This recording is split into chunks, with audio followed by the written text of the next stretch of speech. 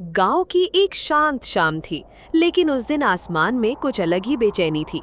काले बादल ऐसे घिर आए थे जैसे किसी ने पूरे आसमान को ढक दिया हो। हवा तेज थी, पेड़ों की डालियां हिल रही थी और दूर कहीं बिजली गरज रही थी। उसी गांव के किनारे एक छोटा सा ठेला लगाए खड़ा था रामू। रामू एक साधारण इंसान था, लेकिन उसके सपने बहुत बड़े थे। उसके पास ना कोई पक्का घर था, ना ही कोई बड़ी दुकान, बस एक पुराना सा ठेला और उस पर उसकी मेहनत से बनी गर्मा गर्म कचौड़ी और सब्जी। रामू के घर की हालत बहुत खराब थी। छत टूटी हुई, दीवारें गीली और घर में उसकी बूढ़ी माँ, जो हर दिन बस यही दुआ करती थी, हे भगवान, आज मेरे बेटे की दुकान अच्छे से चल जाए। वो सुबह से बिना खाए निकला है। अगर आज भी कमाई नहीं हुई तो घर में चूल्हा कैसे जलेगा। उधर रामू अपने ठेले को धक्का देता हुआ बाजार की तरफ जा रहा था। आज कुछ अच्छा होना चाहिए। कल पूरा दिन खाली गया, एक भी ग्राहक नहीं आया। अगर आज भी ऐसा हुआ तो कचौड़ी भी खराब हो जाएगी और माँ की दवा भी नहीं आ पाएगी। जैसे ही रामू चौराहे पर पहुंचा, पहली बूंद गिरी, फिर दूसरी, और देखते ही देखते तेज बारिश शुरू हो गई। अरे ये क्या हो गया भगवान, आज ही बारिश आनी थी क्या? अब कौन आएगा इस मौसम में खाने? रामू जल्दी जल्दी अपनी कचौड़ी को एक पुरानी प्लास्टिक से ढकने लगा। वो खुद भी भीग रहा था, लेकिन उसे चिंता सिर्फ अपने खाने की थी। अरे रामू, तू अभी तक यहाँ खड़ा है? देख नहीं रहा सब लोग घर जा रहे हैं? आज कोई नहीं आएगा, बेकार में भीग रहा है। भैया, गरीब आदमी को बारिश से नहीं, खाली पेट सोने से डर लगता है।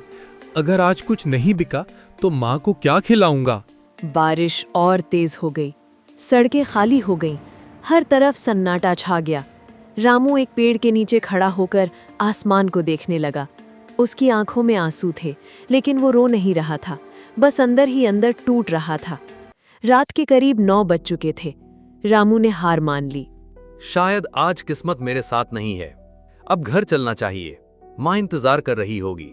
जैसे ही वो अपना ठेला समेटने लगा, अचानक एक बड़ी चमचमाती गाड़ी उसके सामने आकर रुकी। ओ भाई, यहाँ कुछ खाने को मिलेगा क्या? हम लोग शहर जा रहे थे, लेकिन रास्ता बंद हो गया और हमें बहुत जोर की भूख लगी है। साहब, बिल्कुल मिलेगा। मेरी कचौड़ी बिल्कुल ताज़ा है, गर्मा गर्म बना कर देता हूँ। बस आप 5 मिनट रुक जाइए, मैं अभी तैयार करता हूँ। ठीक है भाई, जल्दी बनाओ। इतनी ठंड में अगर गर्म खाना मिल जाए तो मजा आ जाए। रामू के चेहरे पर फिर से उम्मीद की चमक आ गई। उसने जल्दी से चूल्हा जलाया। तेल की खुशबू, मसालों की महक पूरे माहौल को बदलने लगी। आज मुझे अपनी पूरी मेहनत दिखानी है। ऐसा स्वाद बनाना है कि ये लोग कभी भूल ना पाएं। कुछ ही देर में रामू ने गर्मा गर्म कचौड़ी और मसालेदार सब्जी प्लेट में सजाकर साहब के सामने रख दी। लीजिए साहब, गर्मा गर्म कचौड़ी पूरे दिल से बनाई है। एक बार खाकर जरूर बताइएगा। अरे ये क्या भाई, ये तो कमाल है। इतना स्वाद, इतना लाजवाब हमने शहर के बड़े बड़े होटलों में खाया है, लेकिन ऐसा स्वाद कहीं नहीं मिला। भाई तुम तो छुपे हुए हीरे हो। ऐसी बारिश में इतना स्वाद, ये तो जिंदगी भर याद रहेगा। रामू के चेहरे पर खुशी के आंसू आ गए। उसे यकीन ही नहीं हो रहा था कि उसकी मेहनत रंग ला रही है। पिछली रात की बारिश रामू के लिए किस्मत बदलने वाली साबित हुई। जिस दिन उसने उम्मीद छोड़ दी थी, उसी दिन भगवान ने उसे सबसे बड़ा मौका दे दिया। लेकिन हर सफलता के साथ कुछ लोगों के दिल में जलन भी पैदा होती है। गांव में ही एक आदमी था, हरिराम। वो सालों से चाट और पकौड़ी की दुकान चलाता था, लेकिन उसका स्वभाव बहुत खराब था। वो दूसरों की तरक्की देखकर खुश नहीं होता था। देखा तूने कल रात क्या हुआ? एक साधारण सा ठेला लगाने वाला वो रामू, जिसके पास कल तक ढंग के कपड़े तक नहीं थे, आज वो एक ही रात में इतना कमा गया कि लोग उसकी तारीफ करते नहीं थक रहे। मुझे ये बिल्कुल भी अच्छा नहीं लग रहा है। ये लोग बिना किसी को भी सर पे चढ़ा लेते हैं। आज उसकी कचौड़ी खा ली, कल उसको बड़ा व्यापारी बना देंगे। और सोच, अगर ऐसा ही चलता रहा तो वो दिन दूर नहीं जब लोग मेरी दुकान छोड़कर उसके पास जाने लगेंगे। मेरी सालों की मेहनत, मेरा नाम सब खत्म हो जाएगा। नहीं, मैं ये होने नहीं दूंगा। कुछ ऐसा करना पड़ेगा कि लोग उसके ठेले के पास जाने से भी डरे। हरिराम के मन में अब सिर्फ एक ही बात थी, रामू को गिराना। अगले दिन शाम को मौसम फिर से खराब होने लगा। हल्की बारिश, ठंडी हवा, और रामू फिर से अपने ठेले के साथ तैयार। आज मुझे और भी मेहनत करनी है। कल जो लोग आए थे उन्होंने मेरी तारीफ की, मुझे ऐसा काम करना है कि वो लोग फिर से आएं। और सबसे ज़रूरी बात, माँ के चेहरे पर जो खुशी मैंने कल देखी थी वो मैं रोज़ देखना चाहता हूँ। मैं गरीब ज़रूर हूँ, लेकिन मैं मेहनत से पीछे हटने वालों में से नहीं हूँ। जब तक मेरे हाथ काम कर रहे हैं मैं हार नहीं मानूंगा। रामू पूरी लगन से काम कर रहा था।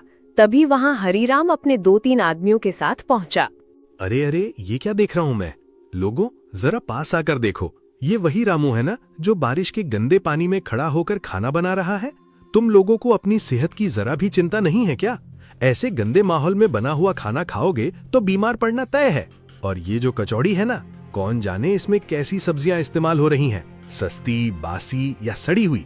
मैं तो सालों से दुकान चला रहा हूँ। मैं जानता हूँ कि साफ सफाई कितनी जरूरी होती है, लेकिन ये रामू सिर्फ पैसे के लिए कुछ भी कर सकता है।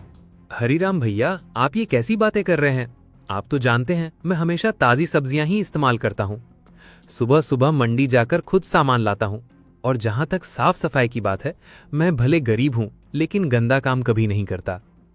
ये बारिश, ये मौसम, ये मेरे बस में नहीं है, लेकिन मैं अपनी तरफ से पूरी कोशिश करता हूँ कि जो भी बनाऊँ वो साफ सुथरा और स्वादिष्ट हो। आप चाहें तो खुद चक्कर देख लीजिए। अगर आपको जरा भी खराब लगे तो मैं आज ही ठेला बंद कर दूंगा। अरे रहने दे रामू, अब तू मुझे सिखाएगा कि अच्छा खाना क्या होता है। लोगों, मेरी बात ध्यान से सुन लो।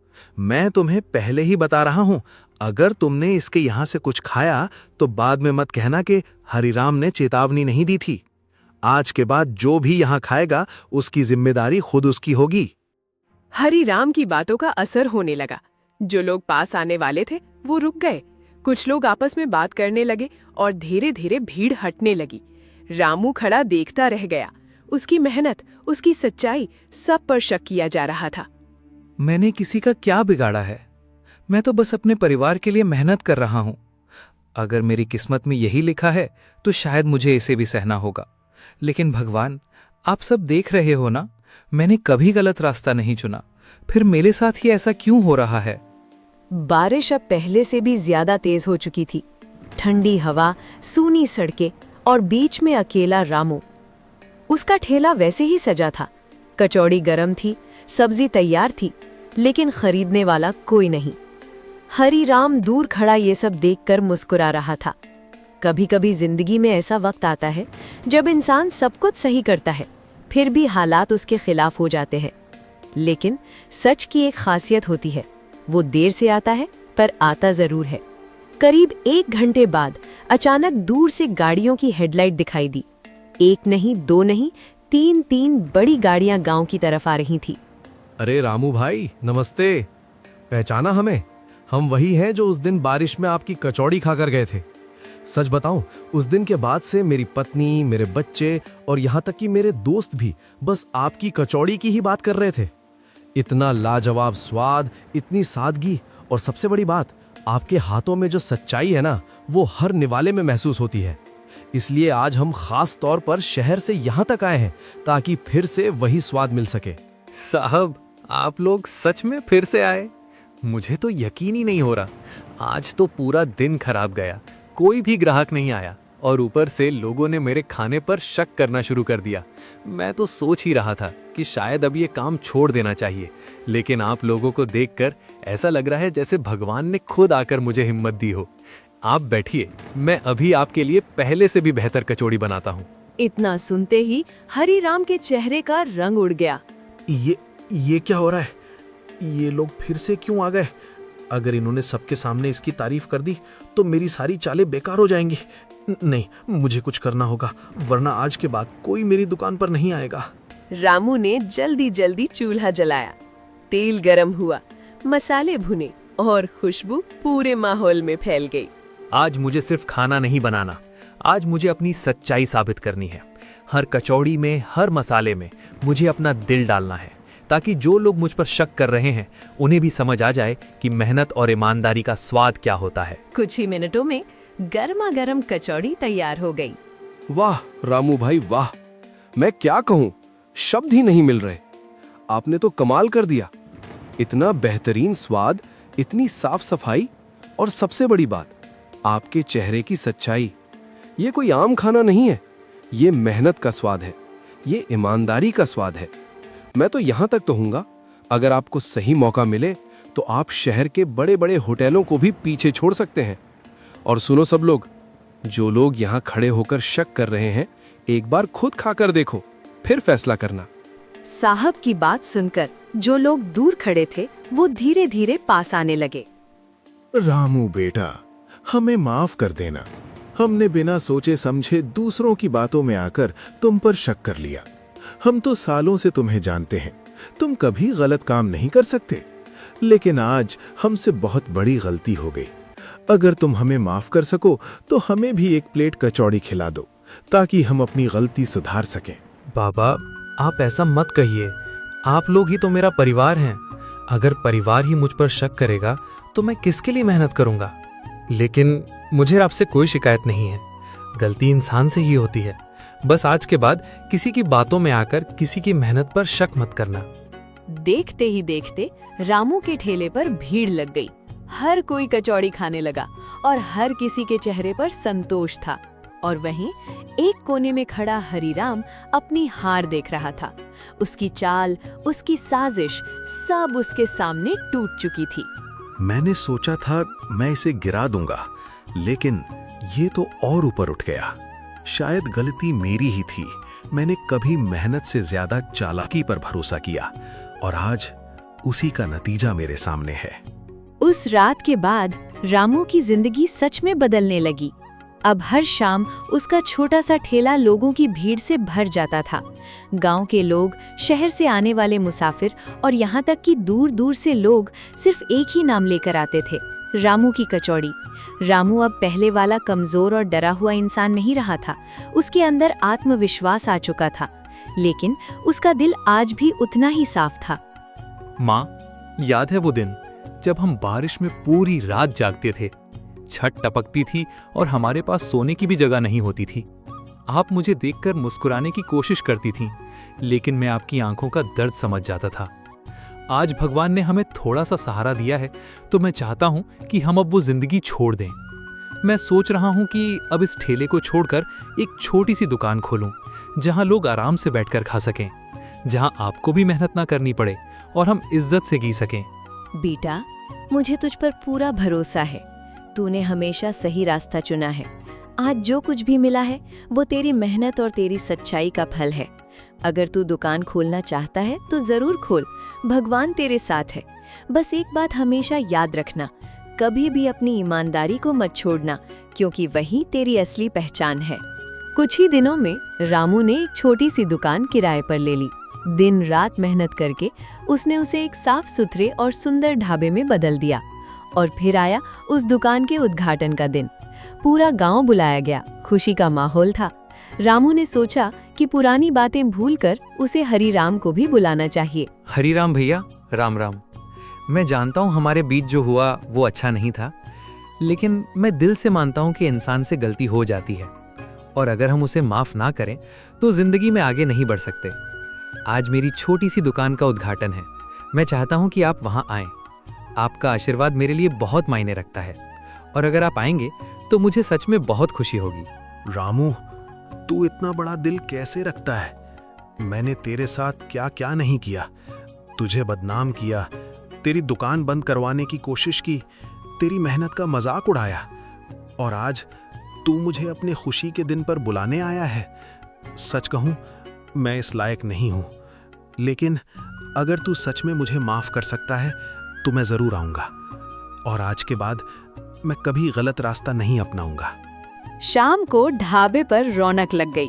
लोग हंस रहे थे, खा रहे थे और रामू की तारीफ कर रहे थे।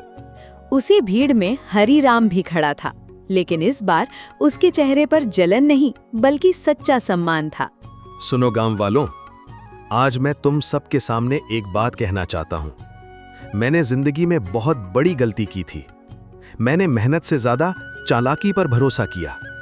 मैंने रामू को गिराने की कोशिश की, लेकिन मैं भूल गया था कि जो इंसान सच्चाई और मेहनत के रास्ते पर चलता है उसे कोई गिरा नहीं सकता।